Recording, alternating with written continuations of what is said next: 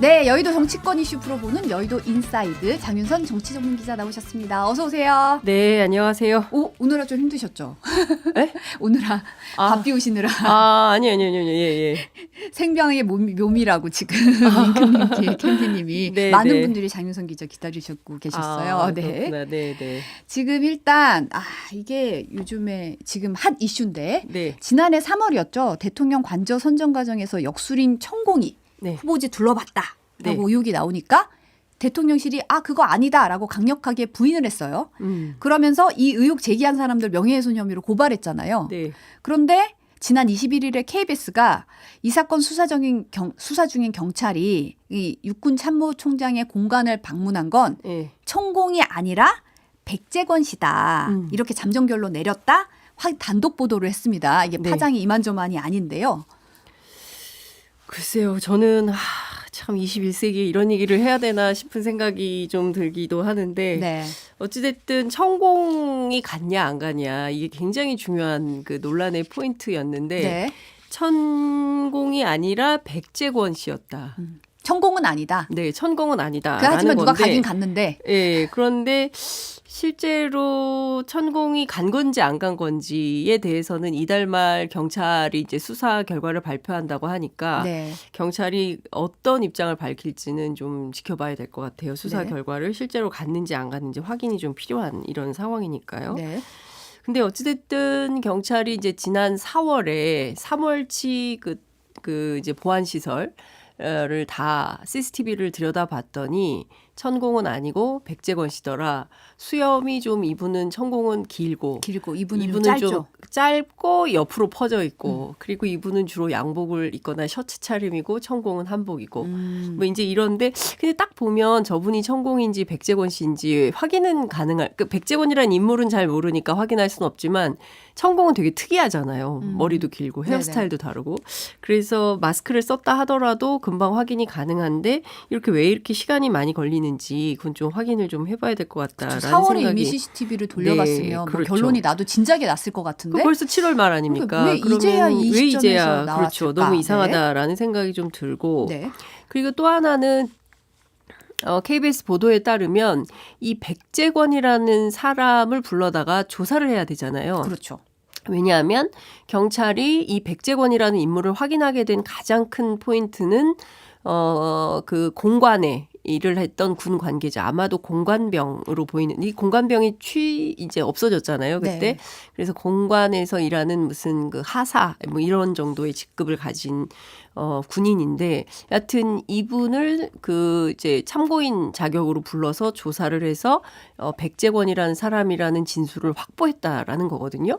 그러면 당연히 경찰 입장에서는 이 백재권 씨를 불러서 어떻게 거길 가게 됐고 누구 부탁을 받고 가게 됐으며 실제로 가서 뭘 받는지 그리고 당신이 보고 나서 예컨대 이제 자문료 같은 거를 받았다면 얼마를 받았는지 그렇죠. 예, 그건 어떤 어쨌든 근로소득세를 냈는지 어쨌든 천공이 아니라 백재권 씨가 갔다고 하면 그분을 불러서 정황을 확인하는 게 기본이잖아요. 그렇죠. 예, 그런데 이제 그런 부분에 대해서 지금 안 하고 있다는 거거든요. 지금 천공에 대해서도 소환 조사가 없고 또 이 백재권 씨에 대해서도 소환 조사가 없는 이 부분에 대해서는 상당히 미스테리하다. 왜 우리 경찰이 핵심 당사자는 불러서 소환 조사를 하지 않는 것인지 그것이 알고 싶다. 왜 그런지 궁금하다. 네, 그렇습니다. 그렇다면 천공이 아니라 이 백재권 씨. 이분은 현재 소속을 보니까 사이버 한국 외국어대학교 겸임 교수라고 돼 있더라고요. 그러니까 네이버에 들어가 보면 직업란에 대학 교수 이렇게 써 있더라고요. 네. 정확히는 어떤 인물이에요? 그러니까 2004년에 개교한 학교가 있어요. 저도 이번에 처음 알게 됐는데 네. 동방문화대학원 대학교라는 학교가 있습니다. 네. 여기에서 미래 예측학 으로 박사 학위를 이수한 걸로 나오는데 미래 예측학. 전 처음 들어보는 전공이긴 그러니까 한데. 미래학하고는 달라요. 그렇죠. 엘빈 네. 토플러 제3의 물결 그러니까 어떤 사회과학 뭐 사회학적 기반에 입각해서 우리가 앞으로 이 기술 발달과 뭐 이런 등등을 통해서 우리 사회가 앞으로 어떻게 나아갈 건가 세계가 어떻게 바뀔 건가 뭐 이런 등등에 대해서 이제 미래학이라는 학문이 있긴 합니다만 미래 예측학이라는 게 뭔지 저도 궁금해가지고 우리나라의 미래 예측학 박사 1호 박사가 있더라고요. 본인 주장에 따르면. 네. 그래서 들어가 봤더니 명리학, 명리학, 사주, 사주, 그다음에 관상, 관상, 그다음에 풍수지리, 풍수지리. 뭐 이런 등등에 대해서 알아보는 이런 분야 같아요. 네. 근데 잘 아시는 것처럼 풍수지리는 중국의 전국시대 말기 이전부터 시작이 됐고 우리도 삼국시대 이전부터 해서 영화도 많잖아요. 그렇죠. 내가 왕이 될 상인가. 내가 왕이 될 상이야. 관상. 관상. 그리고 그다음에 이제 뭐 명당. 명당. 네, 명당 자리를 막 알아보는 그런. 뭐 수도과 천도할 때 이 자리가 맞냐 저 자리가 그렇죠. 맞냐 이러면서 예. 봤다. 네. 그러니까 이게 사실은 옛날에는 그러니까 이게 과학이 발달하기 전에는 이런 게 풍수지리 이런 걸 미신으로 믿기도 하고 뭐 배산임수 뭐 네. 이런 걸 따져서 뭐 이사를 가기도 했지만 요새 같은 시절에 누가 풍수지리를 과학이라고 잘 믿지 않잖아요. 물론 이제 과학이라고 주장하시는 분들도 있겠지만 네. 여하튼 중국 정부에서는 풍수를 봉건 시대의 미신 행위로 규정을 하고 있습니다. 네. 근데 토속신앙 미신 어찌 보면 큰 범죄에서 보면 관상도 마찬가지고요. 이거를 그냥 과학, 관상도 과학이다라고 이제 이분은 주장을 하는데 그렇게 볼 수 있는지 어쨌든 사회적 대토론이 필요하다. 저는 이런 생각도 좀 듭니다. 네. 이분이요. 주로 그 대학의 평생교육원 같은 데 있잖아요. 이런 여러 대학에 이런 데서 이제 풍수지리 관상을 가지고 강의를 많이 하고 언론의 인터뷰도 그리고 칼럼도 전부 이제 이런 내용으로 많이 썼어요. 그러니까 요 분야에는 전문가다 이렇게 볼 수 있을 것 같고 네. 어느 인터뷰에선가 이런 얘기를 했어요. 자기는 어릴 때부터 누군가를 만나면 그 사람이 다 보인다는 거죠. 앞으로 이 사람이 어떻게 될지. 그건 무속 아닌가요? 그러면? 약간 그렇다고 봐야 뭐 그렇다고 보잖아요, 보통. 그러니까 이게 제가 참 네. 이런 제가 나름 기자인데 저널리즘 관점에서 이런 얘기를 이렇게 하고 앉아 있는 것도 참 제가 참 그렇습니다. 아니, 근데 여하튼 우리 이분이 이런 이게 분이에요. 농담처럼 기자들도 오래 사람 만나보면 딱 보면 보인다는 얘기 하잖아요, 왜? 뭐 그렇죠. 예, 대충 약간, 몇 마디 섞어보면 대충 알 것 같아. 끼미 제가 온다. 한때 그 별명이 상암동 돗자리였던 적이 있었습니다. 상암동 돗자리. 네. 예, 한때 제가 한때, 네. 예. 여의도 돗자리와 상암동 돗자리가 만나서 자웅을 겨뤘던. 근데 이분이 저서가 있어요. 네. 동물 관상으로 사람의 운명을 본다. 뭐 이런 동물 책을 관상으로 사람의 운명을 본다. 그러니까요. 여기서 이제 다양한 동물들이 앞으로 이제 등장을 하는데 네. 여하튼 역술인이에요. 그러니까 뭐 대학 교수네, 뭐 미래 예측학 박사네, 뭐 학자네 뭐 이런 등등 얘기하지만 큰 틀에서 보면 역술인 범주가 제일 정확하다. 그럼 역술인이 도대체 왜 갔냐? 이제 이런 걸 좀 살펴봐야 되는데 중앙일보에 네. 그 칼럼을 썼는데 윤석열 대통령을 가리켜서 공포의 악어 관상. 악어 네, 관상이다. 이런 칼럼을 쓴 적이 있고 네. 최근에도 그 여성경제신문이라는 매체에 백재권 칼럼이라는 기명 칼럼을 쓰고 있습니다. 네. 그러니까 주로는 무슨 얘기를 많이 했냐면요. 그 윤석열 후보, 그러니까 대선 전에 조상묘가 명당이다. 그래서 거기에서 큰 권력자가 나올 거다. 뭐 이런 주장을 했고 용산이 명당이다. 뭐 이런 얘기를 많이 했습니다. 네. 용산으로 대통령 집무실을 옮겨서 그동안 막힌 혈자리가 뻥 뚫려가지고 좋은 효과가 나는데 이제 그게 바로 지난 지방선거에서 국민의힘 승리를 예측하면서 이제 이런 얘기를 했다는 겁니다. 네. 근데 이제 이분이 그 동물에 대해서 여러 비유를 많이 하는데요. 문재인 전 대통령은 소, 네. 그다음에 조국 전 장관은 진돗개, 진돗개. 트럼프는 사나운 개, 김정은 북한 위원장은 사자와 보거, 사자와 보고요. 한동훈 장관은 원숭이, 원숭이. 안철수 의원은 바다거북이, 원희룡 장관은 머리 좋은 매상, 홍준표 대구시장은 야성이 강하고 두뇌가 좋은 살쾡이. 살쾡이. 에서 들고양이상으로 변상을 했다. 살쾡이에서 고양이상으로 변상을 했어요. 변했다. 이런 네. 얘기. 그다음에 이재명 대표는 살쾡이상. 그다음에 이낙연 전 대표는 명석하고 흉보다 길이 많은 너구리 관상. 너구리 관상. 김동연 경기지사는 외유내강형인 인간에게 잘 사육된 호랑이 관상. 김건희 여사는 공작 관상.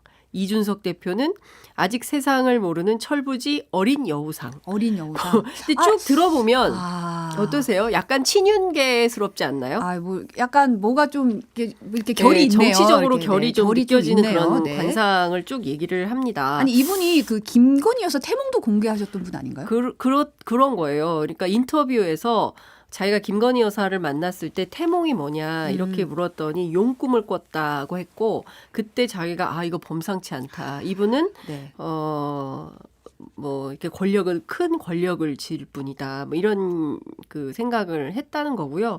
그 제가 앞서 이제 공포의 악어 관상이라고 했잖아요. 이 악어 관상과 이 공작 관상이 서로 만나서 서로 상호작용을 하면서 권력과 뭐 이런 것을 한꺼번에 줄 수 있는 관상이다라고 설명을 좀 하고 있습니다. 그리고 2017년 대선 때 본인이 뭐 이 대선 결과를 예측했다라고 주장을 하면서 김정숙 여사도 보자마자 영부인 될 관상이라는 거를 자기는 알았다. 조선시대 같으면 이미 어린 나이에 왕비로 간택이 됐을 상이다. 뭐 이런 주장을 해요.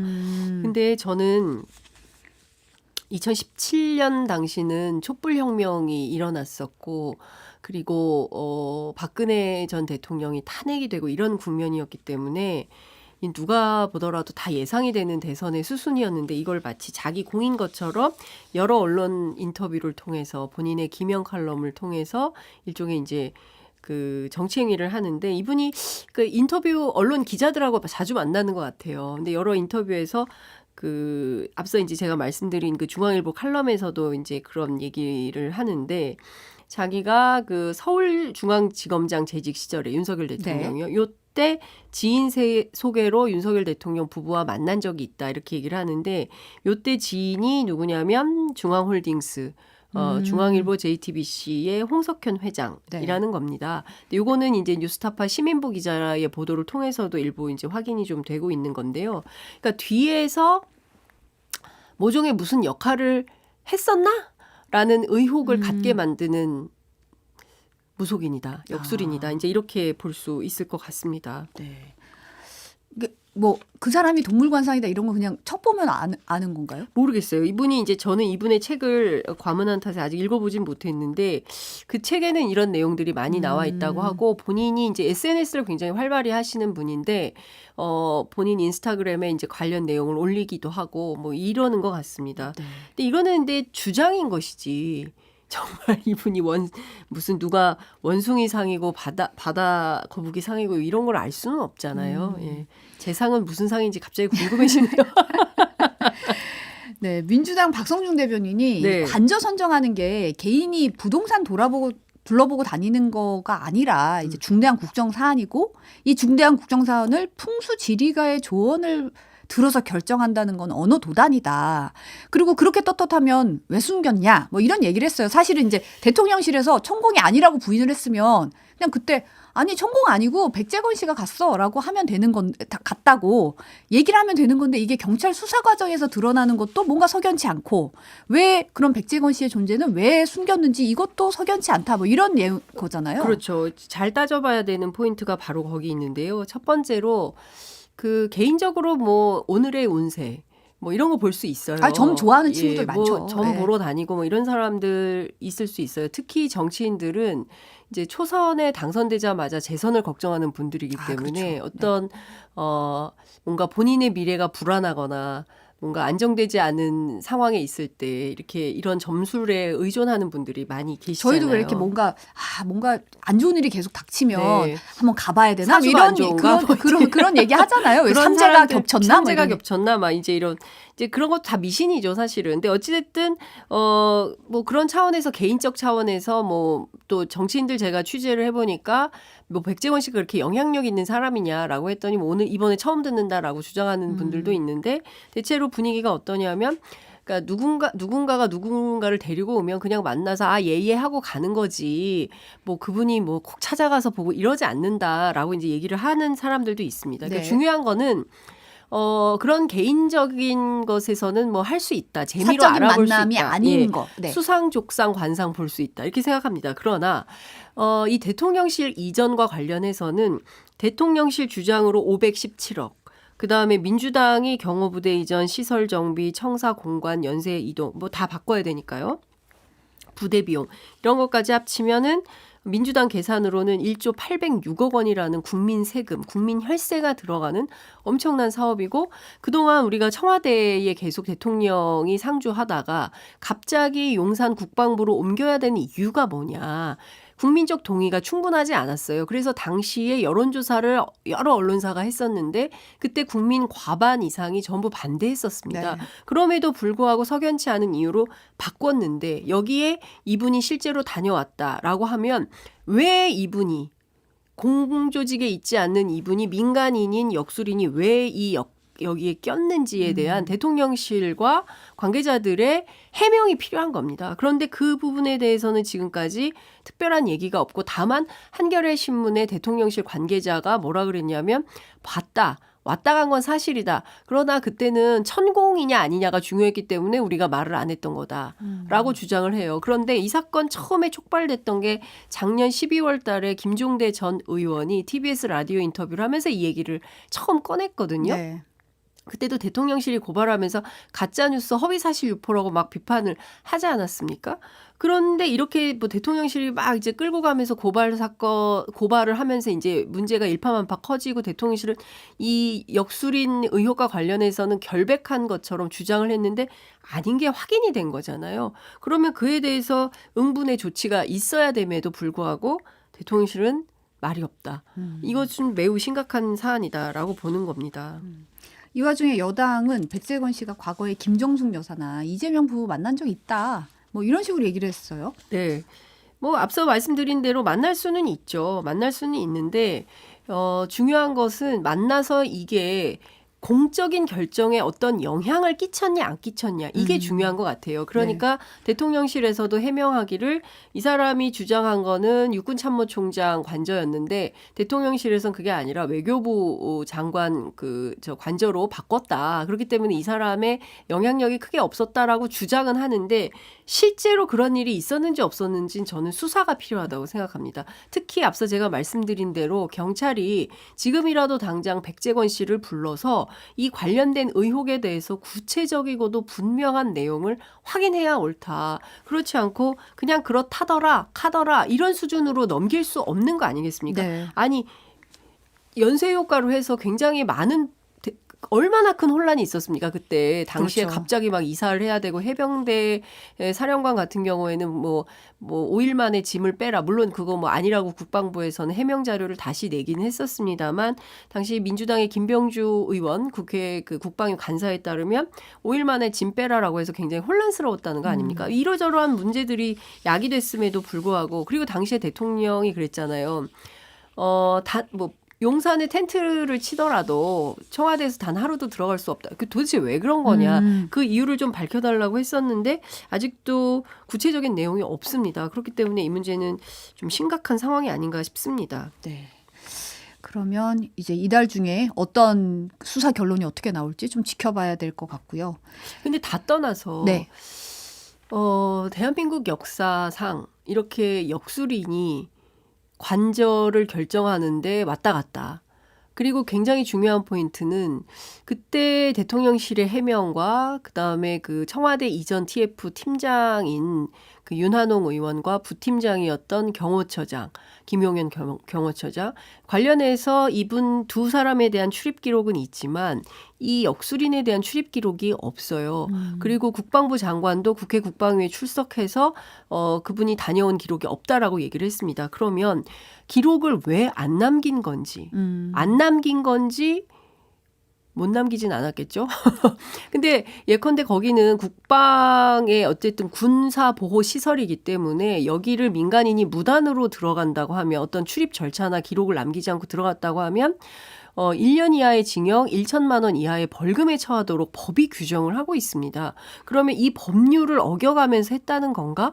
이게 해명이 석연치 않은 대목이 너무 많은 거예요. 그냥 입 다물고 있다고 끝날 문제는 아닌 거죠. 그렇습니다. 필요하면 이 분야에 대해서도 국정조사도 필요하고 경찰 조사도 필요하고 경찰 단계에서 제대로 해명이 안 된다면 검찰 그리고 필요하면 특검까지도 가서 도대체 왜 이런 민간인이 정말 풍수를 본 것인지 풍수에 따라서 무슨 영향을 받은 것인지 이 등등에 대해서도 확인이 필요하다. 이런 생각이 좀 듭니다. 네. 다음은 윤석열 대통령의 장모 최은순 씨. 네. 항소심에서 징역 1년을 선고받고 법정 구속이 됐어요. 네.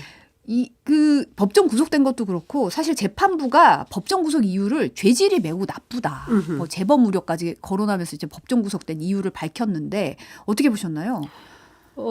이거는 어쨌든 제가 보기에는 만시지탄의 감이 있지만 원래 1심에서 법정 구속을 했어야 되는 거 아닌가 싶습니다. 왜냐하면요. 이 347억 원이거든요. 그렇죠. 네. 3,400만 원도 아니고 3억 4천도 아니고 347만 원도 아니고 무려 347만 원, 347억 원이라는 이렇게 엄청난 예금이 마치 있는 것처럼 통장 잔고를 위조해서 증명서를 만들어서 법원에 제출한 것도 문제 아니겠습니까? 네. 그러니까 이런 자체에 대해서 1년이라는 징역형이 선고가 됐고 법정 구속이 됐다. 이 자체로 굉장히 충격적이죠. 우리 역사에서 정말 초유의 사태라고 볼 수 있는 상황이거든요. 그럼에도 불구하고 지금 대통령실은 아무런 말이 없죠. 뭐 유리할 때는 나타나서 깨알 지시를 하고 불리할 때는 쏙 숨어버리는 이것은 대단히 비겁한 태도가 아니냐 이런 비판이 가능할 것 같다라는 생각이 좀 들고요. 무엇보다 저는 법원에서 이 부동산 실명법 위반과 관련해서 부동산 거래에 관한 반사회적 행위를 막고 부동산 거래를 정상화하고자 하는 현행법 취지에 정면으로 반한다. 그리고 무엇보다 본인의 이익을 추구하는 것에 경도된 나머지 법 제도 사람을 수단화하려고 한 것은 아닌지 우려스럽다라고 하면서 이제 질타를 했는데 현장에서 최은순 씨가 저를 법정 구속한다고요?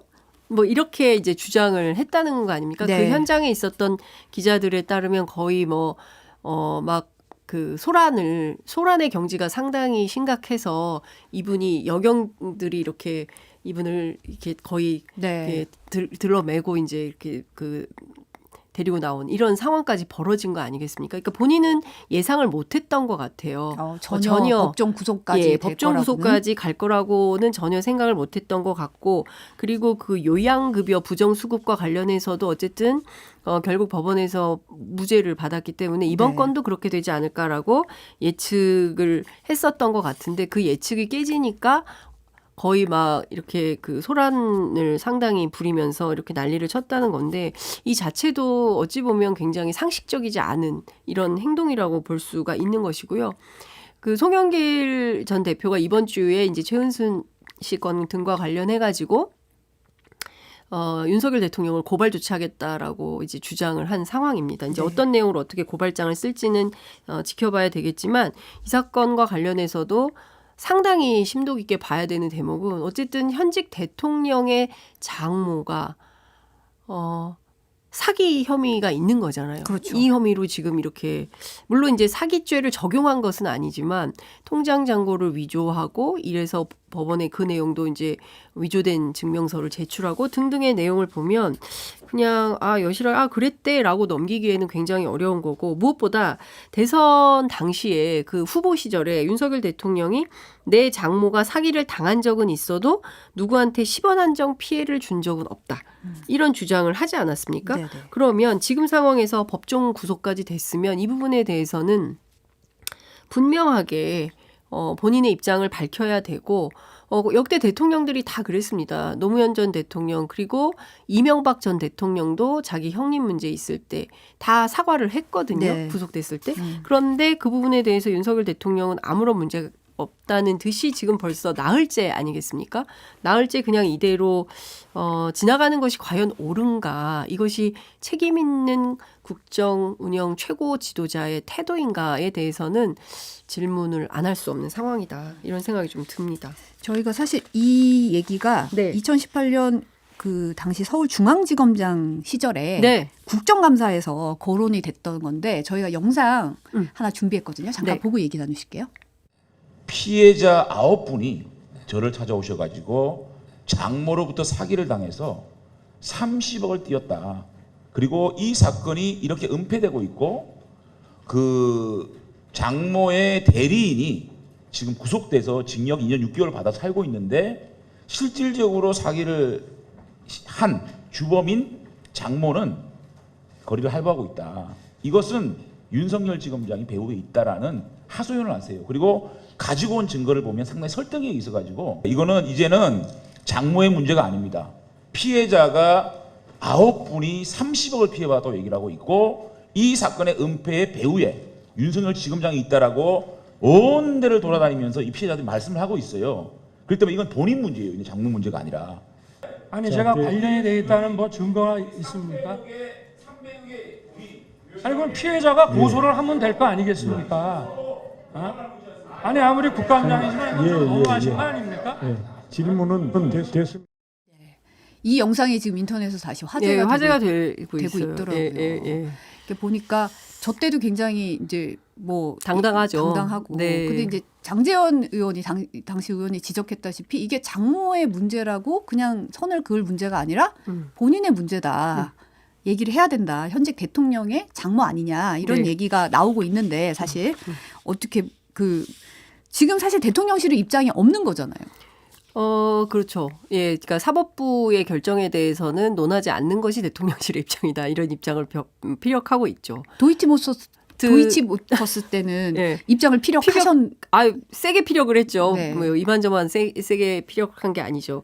근데 이제 이런 것 같아요. 그러니까 앞서도 제가 말씀드렸지만 유리할 때는 나서서 적극적으로 해명을 하고 불리할 때는 쏙 숨어버리고 마치 나는 모르세 나는 관계가 없는 것처럼 주장하는 데 대해서 국민들이 이것은 올바른 태도가 아니다. 책임지는 태도가 아니다라고 비판을 하고 있는 것이고요. 당시에 장제원 의원은 윤핵관이 아니었잖아요. 그러니까 저렇게 세게 이제 비판을 하고 있는 거고 실제로 이제 그런 피해자들이 직접 국회를 돌아다니면서 호소했던 그런 일도 있었던 거고요. 그런데 이제 지금은 이제 입장이 바뀌었기 때문에 오늘 아침에 민주당 최고위원회 회의장에서도 장제원 의원 관련된 얘기가 많이 나왔어요. 네. 특히 이제 과방위 소속인 고민정 최고위원이 그 장제원 의원 얘기를 하면서 그 최 씨, 그러니까 최은순 씨의 통장 잔고 위조를 처음 제기했던 사람이 바로 장제원 의원이다. 국감장에서 앞서 이제 보셨던 그 영상 네. 그대로. 이때 결국에는 장 위원장이 쏘아 올린 공이 대통령 장모를 구속시키는 부메랑이 돼서 돌아왔다. 그러니까 뭐 이 사건에 대해서 어떤 심경인지 궁금하다. 이제 이런 주장을 하기도 했고요. 그 서영교 최고위원도 장제원 의원을 향해서 가족 사건 덮은 거냐?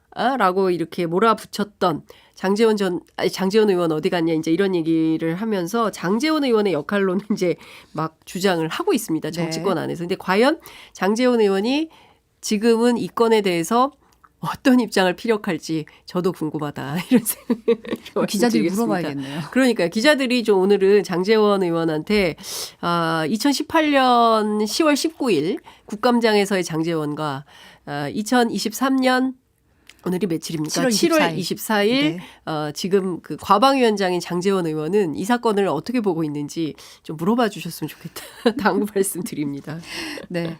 다음은 이제 어제 국회 윤리심사 자문위가 가상자산 보유 사실을 이제 윤리자문위에 제출한 여야 의원 11명 가운데 네. 보니까 통일부 장관이었던 국민의힘 권영세 의원과 민주당의 김홍걸 의원이 가상자산 거래를 한 걸로 파악이 됐다고 밝혔는데 네. 이 권영세 장관 경우는 업무 시간에도 거래한 걸로 보인다. 뭐 이런 보도가 나와 있는 상황이죠. 그렇습니다. 어제 저녁에 이제 채널A 단독 보도로 시작이 돼서 오늘 많은 뉴스가 쏟아지고 있는 상황인데요.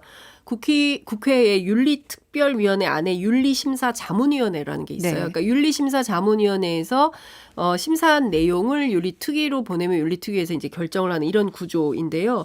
실제로 여기서 조사를 해봤더니 한 11명 정도의 의원들이 가상자산 보유 사실을 신고를 한 겁니다. 네. 그중에서 권영세 통일부 장관이 21대 국회의원 지금 하고 있죠. 3년 동안 400번. 400번. 예, 그다음에 김홍걸 의원도 100번. 이렇게 이제 실제로 거래한 내용이 확인이 된 거고 네. 전체 11명 가운데 8명이 상임위 활동 등과 관련해서는 이해 충돌 소지가 있다. 이런 발표를 한 겁니다. 그 8명 안에 김남국 의원도 들어가 있는 거고요. 포함이 되어 있고요. 그 김홍걸 의원 그리고 권영세 장관 구매 액수가 한 10억 정도 되는 10억 걸로 정도. 확인이 좀 되고 있어요. 권 의원 같은 경우는 장관 취임 이후에는 어때요? 그러니까 장관이 된 이후에도 근데 본인 주장은 업무 시간에 하진 않았다. 그리고 장관 재임 때는 한 10건 미만이다. 이렇게 주장을 하고 있습니다. 그리고 업무 시간 이전에 예약 걸어가지고 예약 거래가 체결된 것뿐이지. 업무 시간 중에 체결된 거는 그 전에 예약 걸어놓은 거다. 예약 걸어놓은 거지 실제로 업무 시간에 한 것은 아니다라고 주장을 하고 있어요. 네. 근데 이거 좀 따져봐야 되는 상황이 될 것 같습니다. 그러네요. 네네. 일단 이제 좀 차근차근 설명을 좀 드리자면 왜 이해 충돌이냐면 권영세 의원 같은 경우에는 2021년도에 가상자산 과세를 해야 된다라는 주장이 있었는데 요거 유예하는 법안을 낸 적이 있어요. 권영세 의원이 네. 이제 가상 자산에 세금을 매겨야 된다라는 이걸 거를 좀 나중에 하자. 이제 유예하자. 유예하자라는 예, 예. 법안을 냈다. 예. 그러니까 낸 적이 자기는 있다. 이걸 하고 있으면서 이 과세 법안은 유예했다. 이렇기 때문에 이해충돌 소지가 있다라고 네. 보는 거고요. 김홍걸 의원의 경우에도 작년에 가상자산 소득공제 확대 법안에 대해서 공동 발의를 한 바가 있습니다. 가상자산에 요것도 대한 소득 공제를 그렇습니다. 예. 그러니까 이것도 이제 이해충돌 소지가 그러네요. 있다. 네. 이런 건데요. 두 사람 모두 다 손실을 봤다. 이 이득을 본 게 아니다라고 돈은 못 주장을 벌었다. 하고 있어요. 예, 그러니까 권영세 의원 같은 경우에는 단타는 어떻게 하는지 궁금해서 해봤다. 그 다음에 이제 김홍걸 의원의 경우에는 이제 상속세를 내야 되는데 그 상속세 납부 때문에 내가 한 거다. 상속세요? 네. 네. 이런 주장을 네. 하고 있는데 제가 그래서 이 두 분의 주장에 대해서 동료 의원들은 어떻게 생각하는지 취재를 해봤더니요. 네. 뭐라고 하던가요? 아니 그럼 상속세 내려고 도박했다는 거야?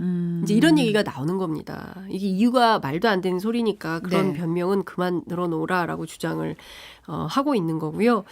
지금 국회 윤리자문위원회에서는 투자 금액이 1,000만 원, 그 다음에 거래 횟수가 100번 이상이면 이거는 좀 문제가 있다 이렇게 보고 있고 그냥 한 번 해본 거라고 하기에는 좀 무리가 있는 거다. 일단 100번을 그쵸. 했다면 이거는 그냥 한번 해본 거예요. 어떤 건지 알아보려고 한 거예요.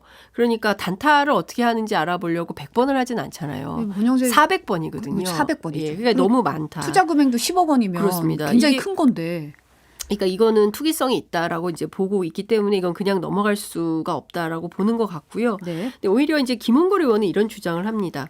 안 낸 사람들도 많은데 그 본인이 신고를 해서 오히려 성실 신고한 소수 의원들만 이제 도덕적으로 타격을 입는 거 아니냐. 이렇게 이제 볼멘 소리를 늘어놓고 있어요. 네. 근데 관련해서 제가 취재를 해보니까 국회 윤리특위가 이번 주 말기에 거래 내역을 싹 다 공개를 한다고 합니다. 네. 그러면 이 거래 내역이 언제 이루어졌는지가 다 확인이 돼요. 그러면 근무 시간에 거래를 한 게 있는지 없는지 이제 확인이 된다는 거고요. 그다음에 이런 그 무슨 코인 거래의 밝은 제가 국회 관계자에게 물어봤더니 예약을 걸었다는 건 의미가 없다는 거예요. 왜냐하면 코인은 24시간 거래를 그렇죠. 하기 때문에 예약 걸어놓고 이거는 아무 의미가 없다라고 이제 주장을 하고 변동성이 있습니다. 크기 때문에 바로바로 해야 되는 걸로 알고 네. 있는데. 그래서 네. 어찌됐든 이 내용이 나오면 확인을 장관이 실제로 국회의원은 출퇴근이 없지만 장관은 출퇴근 시간이 있고 업무 시간이 정해져 있잖아요. 그렇기 때문에 권영세 의원 같은 경우에는 실제로 어떤 내용인지 그게 확인이 되면 그 자체로 도덕적인 비판을 면키 어려울 거다라는 주장이 나오고 있고요. 네. 지금 한 11명만 하고 나머지는 다 어디로 갔냐? 왜 나머지는 안 하냐? 이런 그렇죠. 비판이 전수조사 해야죠. 이 그렇습니다. 정도면. 네. 그래서 지금 보면 민주당 같은 경우 초반에 김기현 대표가 이거 전수조사하게 다 제출하라고 요구를 세게 했었어요. 그 민주당이 주저주저해서 왜 민주당 이거 적극적으로 안 하냐라고 비판을 했었는데 확인을 해보니까 민주당은 169명 싹 다 개인정보 동의서를 제출을 했다는 겁니다. 네. 근데 국민의힘은 제출하지 않고 있어요. 김기현 대표가 세게 얘기했는데요. 그렇죠. 그래서 제가 오늘 물어봤습니다. 국민의힘 지도부의 한 핵심 관계자에게 민주당은 다 냈다고 하는데 국민의힘은 왜 안 내는 겁니까? 라고 물어봤더니 강제할 수단이 없다. 의원들의 자율적 판단에 따라서 개인정보 동의서를 제출하는 거고 협조하지 않는 걸 당이 어떻게 요구하냐. 이렇게 이제 말을 하고 있습니다. 그러니까 민주당이 김남국 의원으로 문제가 될 때는 민주당을 압박하는 차원에서 전수조사용으로 다 내야 된다라고 주장을 했지만 실제로는 국민의힘이 아직까지 안 내고 있는 이유가 뭐냐. 그렇기 때문에 이런 이율배반적 상황에서 탈출하기 위해서라도 국민의힘은 빠른 시간 안에 전원이 제출을 해야 될 것 같고요. 만약에 네. 이것을 계속 제출하지 않고 미룬다면 뭐가 있는 거 아니냐라는 국민적 그렇죠. 의혹에 네. 휩싸일 수밖에 없는 것 같고요. 지금 상황에서 국회 윤리특위는 아마도 이 코인 거래 의혹과 관련해서 8월, 9월까지 이 거래 내역이 전체적으로 거래 내역을 공개하려고 하는 것 같아요. 네. 그렇게 되면 정치권이 상당한 파장을 겪게 될 걸로 전망을 하고 있고 아마도 실제로 거래를 했는데 요거를 제출하지 않고 있다거나 뭐 이런 등등의 여타의 사안들이 드러나면 이게 민주당이 됐던 국민의힘이 됐든 간에 그 자체로 공천 배제 사유로까지 갈 가능성이 높다. 아, 내년 총선에서 예, 이렇게 전망을 하고 있습니다. 국회 윤리특위발 코인 후폭풍이 상당히 거세질 전망이다. 그러네요. 이렇게 볼 수 있을 것 같습니다. 이거는 좀 흥미롭게 또 지켜봐야 네. 될 거 사안이고요. 마지막으로 그 이화영 전 부지사가 네. 이게 이제 검찰발로 최근에 보도가 많이 됐잖아요. 네. 진술을 이제 번복했다.